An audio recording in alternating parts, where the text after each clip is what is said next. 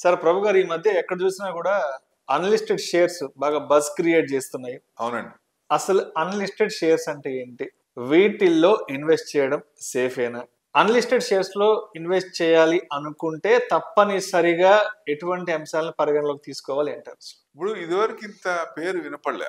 ఉమ్, ఈ మధ్య కాలంలో ఎన్ఎస్సి లిస్ట్ అవుతుందన్నప్పుడు అందరి చూపు అన్లిస్టెడ్ షేర్స్ మీద పడింది. ఉమ్, సో ఇది ఎప్పటి నుంచో ఉంది అన్లిస్టెడ్ షేర్స్ అనేది. అంటే ఒక కంపెనీ ఐపీఓకి వచ్చే ముందు ఆ కంపెనీ వాళ్ళకి తెలిసిన వాళ్ళకి కొంతమంది షేర్స్కి ఇస్తారు, అమ్ముకోవచ్చు.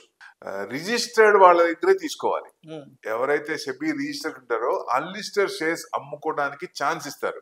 ఆ కంపెనీస్ కూడా సెబీ పర్మిషన్ తీసుకొని కొన్ని షేర్లు ఎట్లా ఇస్తారో, ఎస్ఎంఈ అయితే లాట్లు ఉంటాయి, దాని ప్రకారంగా తీసుకుంటే దాని ప్రకారం వెళ్ళాలి. ఎవరైనా అదర్ రిజిస్టర్డ్ కాని వాళ్ళ దగ్గర మనం తీసుకుంటే తీసుకోలేం. ఎందుకంటే వాళ్ళు డైరెక్ట్ గా షేర్స్ ఇవ్వలేరు. సెకండరీ మార్కెట్ లో కొనంగానే నెక్స్ట్ డే మన అకౌంట్ లో షేర్లు వస్తాయి, మనకు భరోసా. ఇప్పుడు అన్లిస్టెడ్ షేర్స్ కి ఎవరికో మనం చెక్ ఇవ్వాలి. ఉమ్, చెక్ ఇచ్చినప్పుడు మనకి షేర్లు ఎమ్మటే రావు, చాలా టైం పట్టది. ఇప్పుడు ఎన్ఎస్సి చూడండి, 900 రూపాయలు అమ్మారు. ఇప్పటికీ చాలా మంది 900 కొన్న షేర్లు రాలేదు ఇంకా. అంటే లిస్టెడ్ కి ముందు ఒక 1 మంత్ ముందు రూల్స్ ప్రకారం మొత్తం అందరికి ఎవరి డిమాండ్ లో వాళ్ళకి క్రియేట్ అవుతాయి.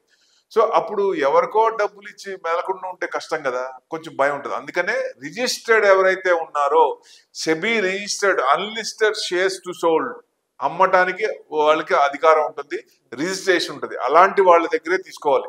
ఎవరు పెడితే వాళ్ళ దగ్గర తీసుకోకూడదు.